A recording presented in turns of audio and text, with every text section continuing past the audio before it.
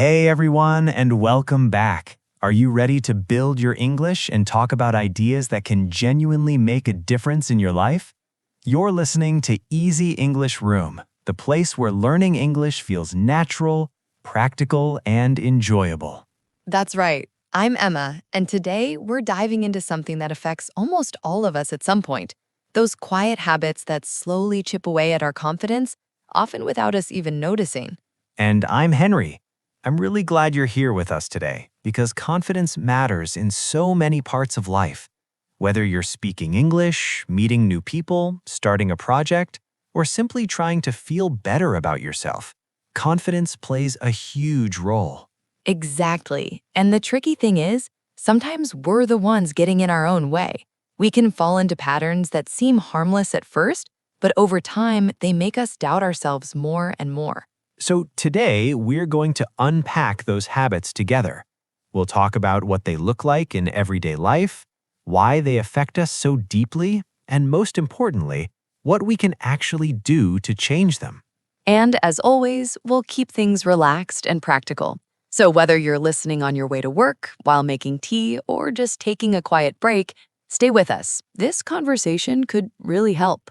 Before we jump in, quick reminder, we've also put together a free PDF guide with the key takeaways from this episode.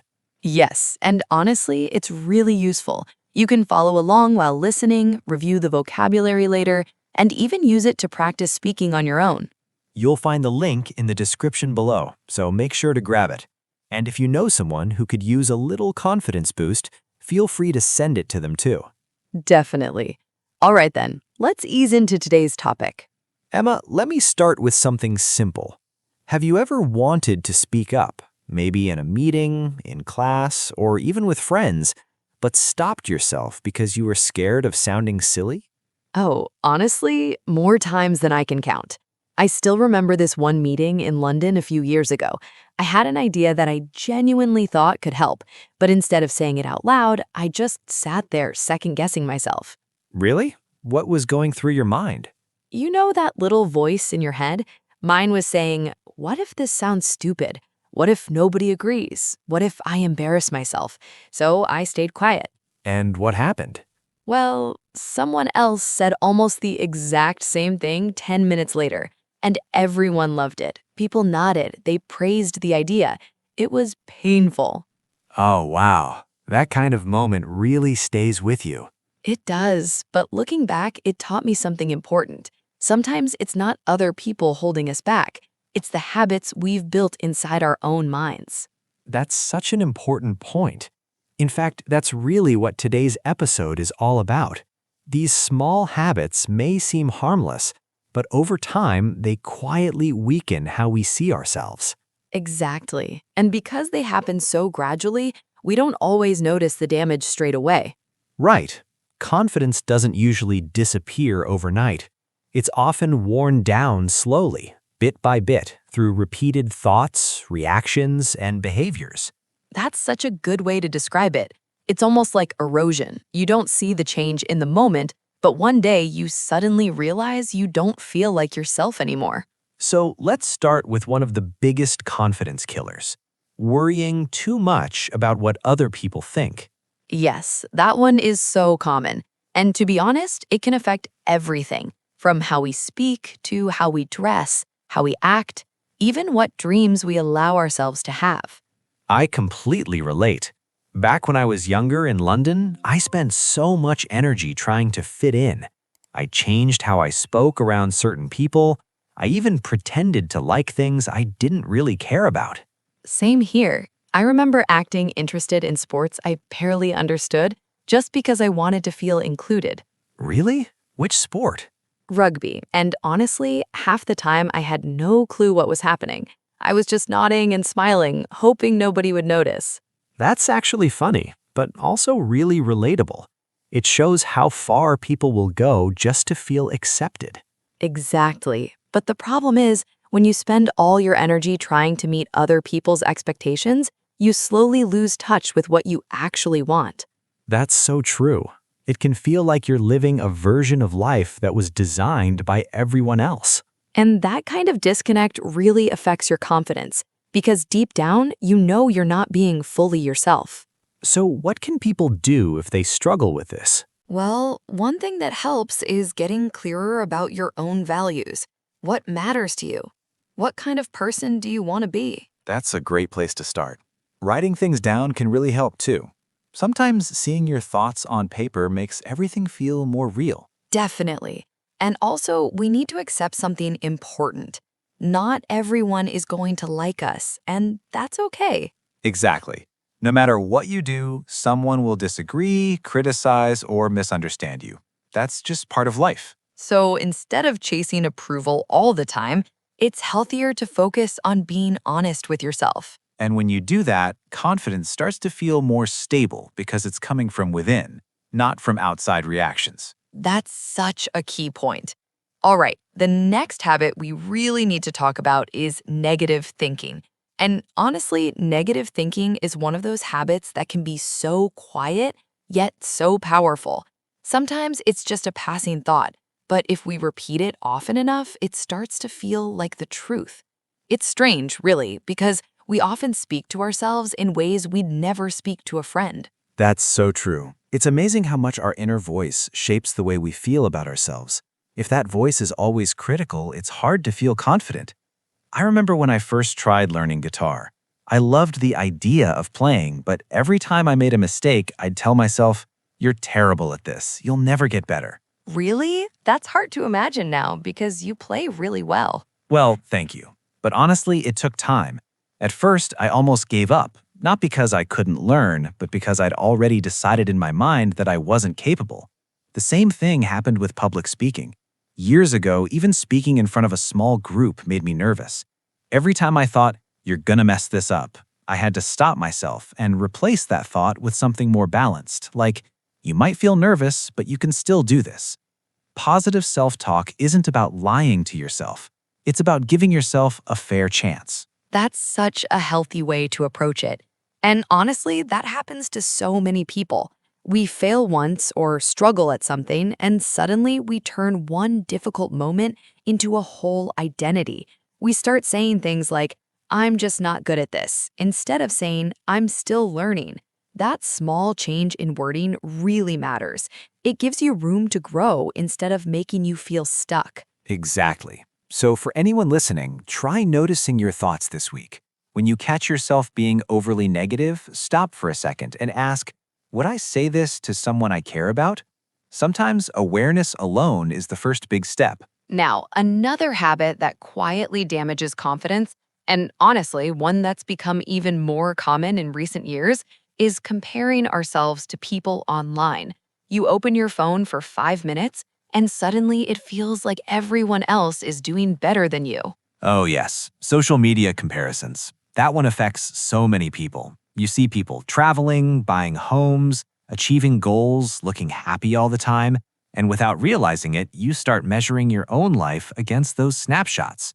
But that's exactly what they are, snapshots. We're not seeing the full story. We're seeing carefully chosen moments, the best photo, the best angle, the best day. Exactly. I remember once spending ages trying to take the perfect breakfast photo at a cafe in London, and by the time I finished, the food was cold. I sat there thinking, what am I doing?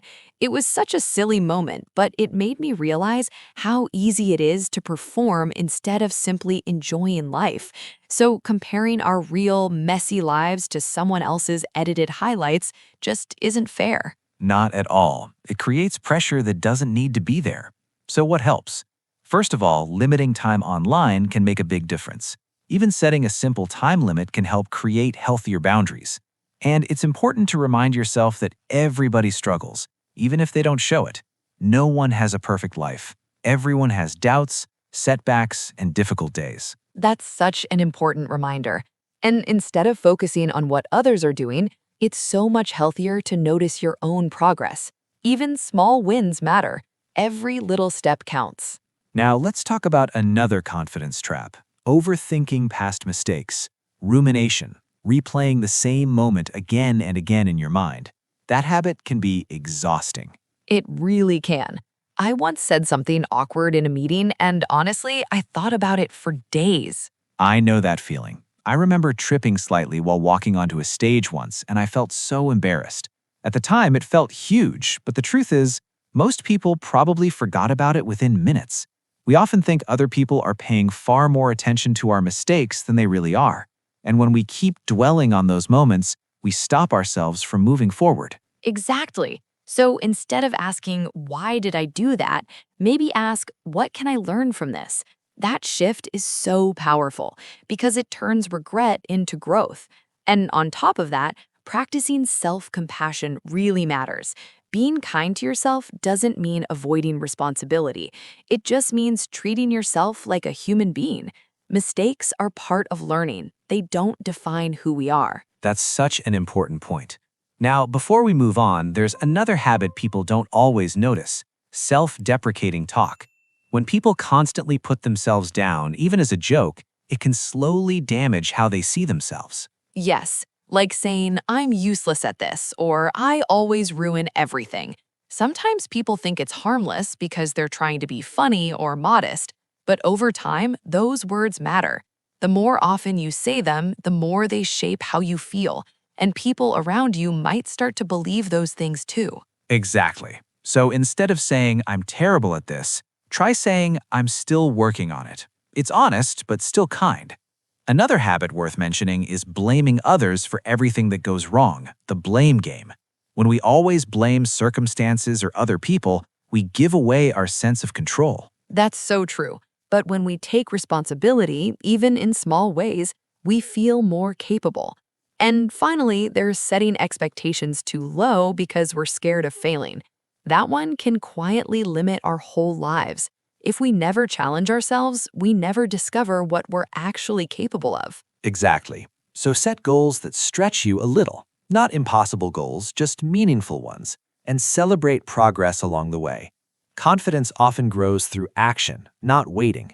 Small, steady steps really do matter more than perfection. Now, we've covered a lot today, but before we wrap up, we've got something special. That's right. Our language expert Laura is here to help break down some of the key words and phrases from today's episode. So stay with us, because this part will really help you build your vocabulary naturally. Hi, everyone. I'm Lara, and I'm really happy to be here with you today. In this part of the episode, I'm going to help you understand some of the most useful words and expressions that came up in our conversation. These are the kinds of phrases that can really help you sound more natural and feel more confident when you speak English. So let's take our time and go through 10 important terms together in a simple and practical way. Confidence, belief in yourself and your abilities. Example, she spoke with confidence during her presentation. Habits, regular actions you do often, sometimes without thinking. Example, brushing your teeth every morning is a healthy habit. Figure out, to understand or solve something. Example, I need to figure out how to fix this problem. Self-doubt, not believing in yourself. Example, self-doubt made him hesitate before applying for the job. Negative thinking, focusing on bad thoughts. Example, negative thinking can make you feel unhappy. Positive affirmations, positive statements you say to encourage yourself. Example, she uses positive affirmations like, I can do it. Dwell on, think too much about something negative. Example, try not to dwell on your mistakes. Self-compassion, being kind to yourself. Example, self-compassion helps reduce stress and anxiety. Mindset, the way you think about things. Example, having a positive mindset can help you overcome challenges. Potential, abilities that may be developed in the future. Example, she has the potential to be a great leader. Boosts our confidence, increases our belief in ourselves. Example, completing the project boosted his confidence. I really hope these explanations helped you understand today's episode more clearly and made the key ideas feel easier to remember. Building your vocabulary step by step is one of the best ways to improve not only your English, but also your confidence when speaking and expressing yourself. So keep practicing, stay patient with yourself, and remember that every new word you learn is progress. Thanks so much for listening, and I'm looking forward to joining you again next time. Wow, that was genuinely so helpful. Thanks, Laura. You always have such a clear way of breaking things down, and I'm sure our listeners found that really useful. Yes, that was brilliant. Honestly, those explanations made everything feel much easier to understand.